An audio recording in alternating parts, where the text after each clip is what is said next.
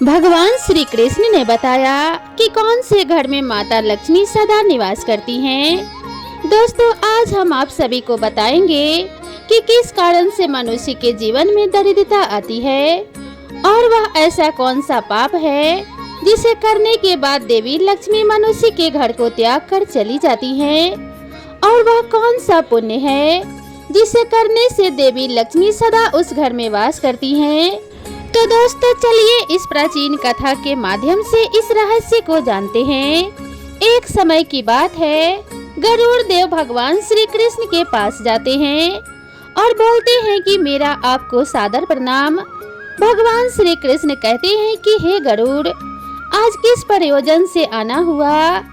तब गरुड़ बोलते हैं कि हे प्रभु, मैं आपसे आज 3 प्रश्नों के उत्तर जानने के लिए आया हूँ। यदि आप मेरे प्रश्नों का उत्तर दे दें तो मेरे मन की व्याकुलता शांत हो जाएगी। तब भगवान श्री कृष्ण बोलते हैं कि हे गरुड़, आप निसंकोच होकर पूछिए। आपके मन में जो भी प्रश्न हो और आप जो भी पूछना चाहती हैं, मैं आपके सभी प्रश्नों का उत्तर अवश्य दूंगा।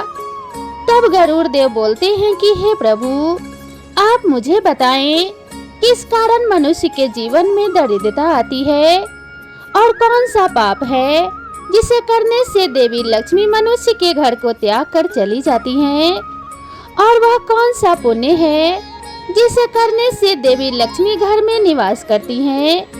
तब भगवान श्री कृष्ण बोलते हैं कि हे गरुड़, समस्त मानव जाति के कल्याण के उद्देश्य से इन अत्यंत महत्वपूर्ण प्रश्नों का उत्तर एक कथा के माध्यम से दूंगा। मेरे द्वारा सुनाई गई इस कथा को आप ध्यान पूर्वक अवश्य सुनिएगा। तब गरुड़ कहते हैं कि हे प्रभु, कृपया मुझे यह कथा सुनाइए। आपके मुख से इस कथा को सुनना मेरा सौभाग्य है। मैं इस कथा को पूरा सुनूंगा और इसका प्रचार तीनों लोकों में करूंगा। भगवान श्री कृष्ण कहते हैं कि हे गरुड़, जो मनुष्य सत्य का साथ देता है, ईश्वर उसका साथ कभी नहीं छोड़ते हैं। आज मैं आपको महाराज हर्षवर्धन की कथा सुनाता हूँ, जिन्होंने देवी लक्ष्मी का त्याग करके दरिद्रता को ग्रहण कर लिया था। त्रेता युग की बात है। भारतवर्ष में सत्यवादी धर्मात्मा राजा हर्षवर्धन राज्य करते थे। उनका राज्य कुंतल प्रदेश का था। उनके राज्य की प्रजा उनसे अत्यंत संतुष्ट रहा करती थी। महाराज हर्षवर्धन बड़े दानी, शूरवीर और वचन का पालन करने वाले थे। वह सदैव अपनी प्रजा के हित का ही विचार करते थे। महाराज हर्षवर्धन इतने दयालु थे कि उनकी महानता का परिचय इस बात से पता चलता है कि जब भी उनके नगर में कोई भी साधारण मनुष्य बिक्री करने के लिए बाजार में अन्न, वस्त्र आदि कोई भी वस्तु लाता, और यदि वह वस्तु सायंकाल तक नहीं बिकती तो उसे राजा स्वयं खरीद लिया करते थे, ताकि उनके राज्य में से कोई खाली हाथ ना जा सके। अपनी प्रजा के हित के लिए राजा ने यह प्रतिज्ञा की थी कि सायंकाल होते ही राजा के सेवक शहर में भ्रमण करेंगे, और जब वह कोई वस्तु या द्रव्य लेकर बैठा हुआ देखेंगे जिस किसी ने ना खरीदा हो, या फिर किसी व्यक्ति का कोई वस्तु ना बिका हो, तो महाराज के सेवक उस व्यक्ति से उन वस्तुओं की कीमत पूछेंगे और उसकी इच्छा और जरूरत के अनुसार उस वस्तु की जो भी कीमत होती, वह कीमत देकर उसकी वस्तुओं को खरीद लेते थे। इस प्रकार से महाराज के ऐसे दयालु स्वभाव को देखकर अनेक लोग प्रसन्न होकर उनकी महानता की चर्चा करने लगे। महाराज हर्षवर्धन की कीर्ति तीनों लोकों में होने लगी। देवता भी उनकी प्रशंसा करने लगे। जब यह बात धर्मराज को पता चली तो एक दिन स्वयं धर्मराज ने महाराज हर्षवर्धन की परीक्षा लेने की सोची। फिर एक दिन स्वयं धर्मराज एक ब्राह्मण का वेश धारण करके महाराज हर्षवर्धन की नगरी में प्रकट हुए। उन्होंने अपने साथ टूटी फूटी चीज, कूड़ा करकट और कचरा एक पेटी में भरकर ले लिया, अर्थात उन्होंने दरिद्रता पेटी में भरकर लिया, और उस पेटी को लेकर वे सत्यवादी महाराज हर्षवर्धन के नगर में उनकी परीक्षा लेने के लिए पहुंच गए। धर्मराज उस नगर के बाजार में उस दरिद्रता वाली पेटी को बेचने के लिए बैठ गए, किंतु कौन व्यक्ति कूड़ा कचरा खरीदेगा। ब्राह्मण रूपी धर्मराज दिन भर वहीं बैठे रहे, लेकिन किसी ने भी उनका कूड़ा कचरा नहीं खरीदा। जब साया काल हुआ तब राजा के सेवक हमेशा की तरह बाजार में ही घूमने लगे। जिसका भी बिक्री का सामान बचा होता उसे वह उचित धन देकर खरीद लेते थे, ताकि कोई खाली हाथ घर वापस ना जा सके। फिर उन सेवकों ने देखा कि एक ब्राह्मण अपनी पेटी लेकर बैठा हुआ है। राजा के सेवकों ने उन ब्राह्मण महाशय के पास जाकर पूछा, ब्राह्मण महाराज, आप इस नगर में नए दिखाई दे रहे हैं, क्या हुआ? आपका सामान किसी ने भी नहीं खरीदा, ऐसा क्या लेकर आए हैं आप अपनी इस पेटी में? महाराज के आदेश से हम आपका यह सामान खरीदने के लिए आए हैं। कृपया बताइए कि आपकी इस पेटी में क्या है और इसका मूल्य कितना है।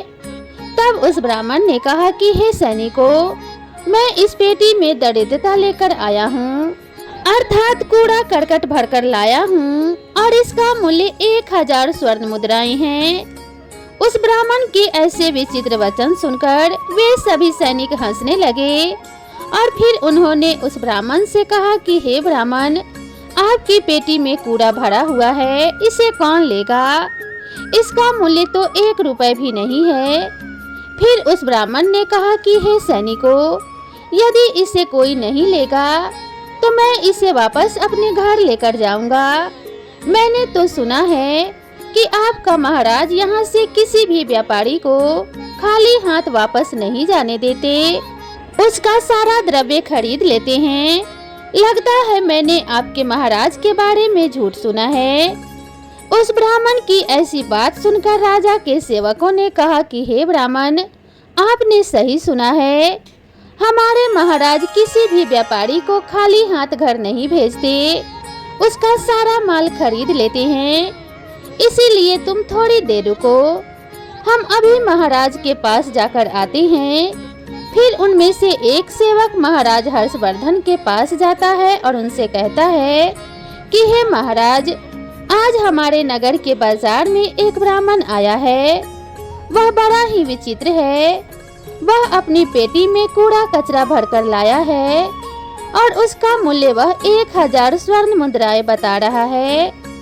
तब महाराज ने कहा कि हे सैनिकों, तुम जाकर उसके सामान का मूल्य जो कम से कम हो सके उतना उसे देकर उसका सामान खरीद लो, उसे उसकी वस्तुएं लेकर वापस मत जाने दो, अन्यथा मेरा वचन झूठा हो जाएगा। फिर राजा के सेवक उस ब्राह्मण के पास जाते हैं और कहते हैं कि हे ब्राह्मण, हम तुम्हारे इस पेटी का मूल्य 200 स्वर्ण मुद्राएं देते हैं, तुम इतनी मुद्राएं लो और प्रसन्नता से अपने घर चले जाओ।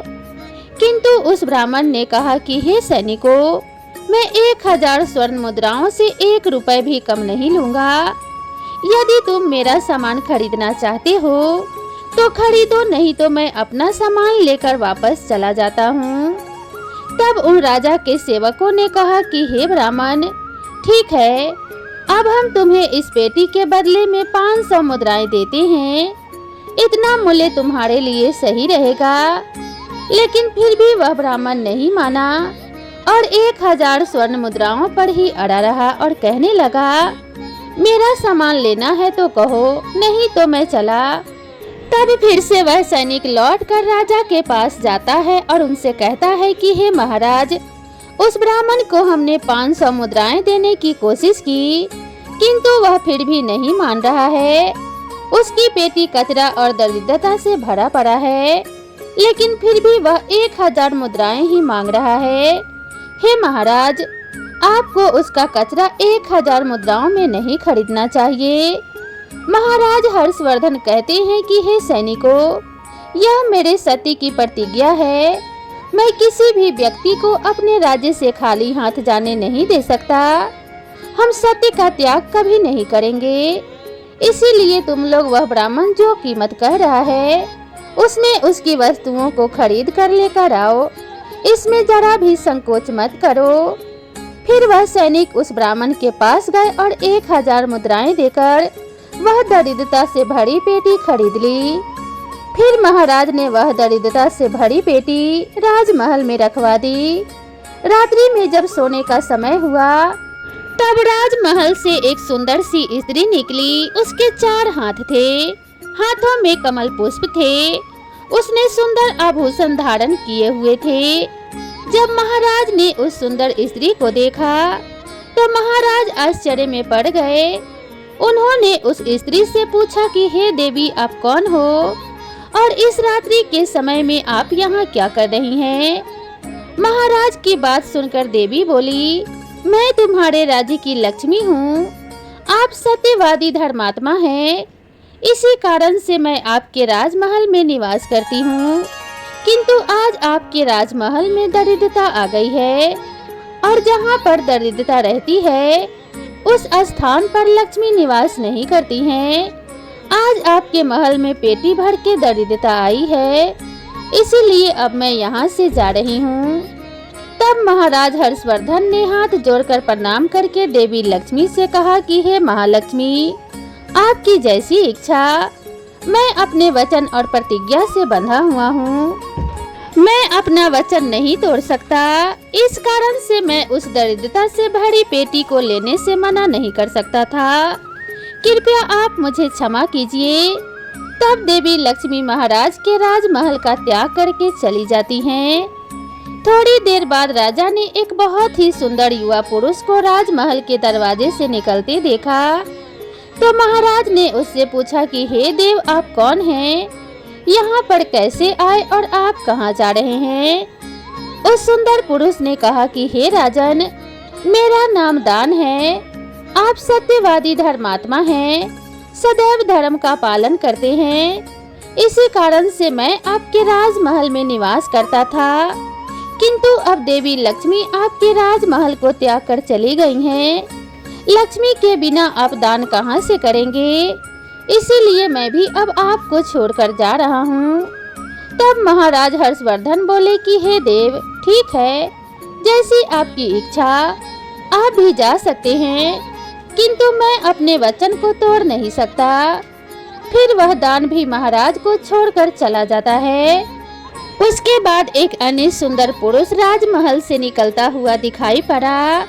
तब महाराज ने उससे पूछा कि हे देव, आप कौन हैं और कहाँ जा रहे हैं? तब उस पुरुष ने कहा कि हे राजन, मैं यज्ञ हूँ। आप सत्यवादी धर्मात्मा हैं। आप सदैव दान धर्म करते थे, इसी कारण से मैं आपके राज्य में निवास करता था। किंतु अब लक्ष्मी और दान आपका घर छोड़कर चले गए हैं, तो मैं भी जा रहा हूँ, क्योंकि लक्ष्मी के बिना यज्ञ नहीं किया जा सकता और दान के बिना यज्ञ संपन्न नहीं हो सकता। इसीलिए मैं भी आपका त्याग करके जा रहा हूँ। महाराज हर्षवर्धन ने कहा कि हे देव, ठीक है, जैसी आपकी इच्छा, आप भी जा सकते हैं, किंतु मैं अपने वचन का त्याग नहीं करूँगा। फिर वह यज्ञ भी राजमहल को छोड़कर चला जाता है। फिर कुछ समय बाद अन्य एक अत्यंत सुंदर पुरुष राजमहल से जाता हुआ दिखाई देता है। तो राजा ने भी उससे पूछा कि हे महाशय, आप कौन हैं और राजमहल को छोड़कर क्यों जा रहे हैं? तब उस पुरुष ने कहा कि हे राजन, मैं यश हूँ।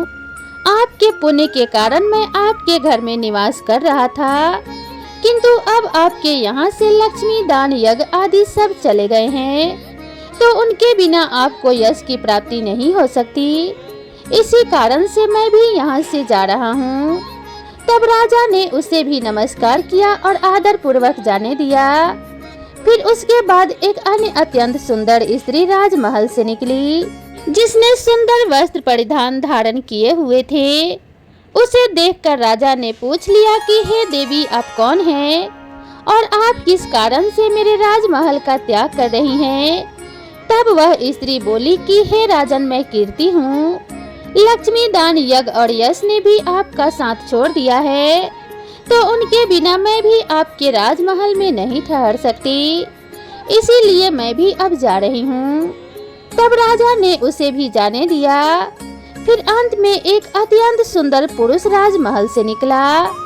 और उसे देखकर राजा ने पूछा कि हे देव, आप कौन हैं और आप भी हमारे राजमहल को छोड़कर क्यों जा रहे हैं। तब उस पुरुष ने कहा कि हे राजन, मैं सत्य हूँ। आप एक सत्यवादी धर्मात्मा राजा हैं, इसीलिए मैं आपके यहाँ निवास करता था। किंतु अब आपके यहाँ से लक्ष्मी, दान, यज्ञ, यश, कीर्ति आदि सभी चले गए हैं, तो मैं भी यहाँ से जा रहा हूँ।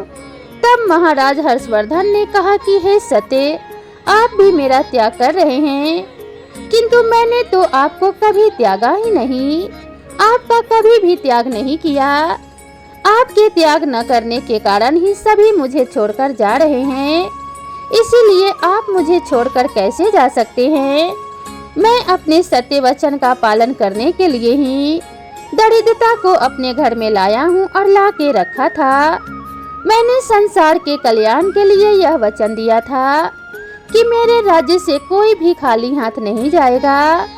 जो भी मेरे राज्य में कोई वस्तु बेचने आएगा, यदि उसकी कोई वस्तु नहीं खरीदेगा तो मैं उसे खरीद लूंगा।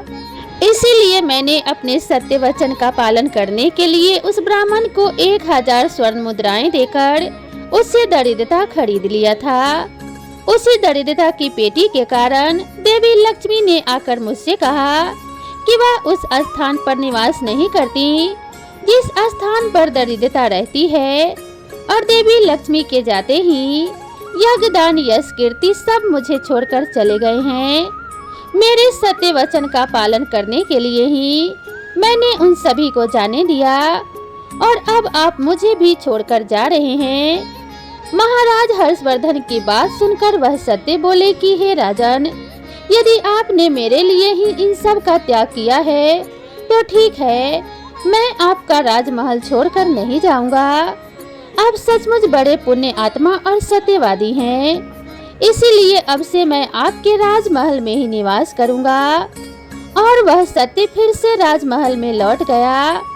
उसके थोड़ी ही देर बाद एक सुंदर स्त्री लौट कर आ गई। उसे देखकर राजा ने पूछा कि हे देवी, आप कीर्ति हैं, अभी आप मुझे छोड़कर चली गई थी, तो फिर वापस लौटकर क्यों आ गई।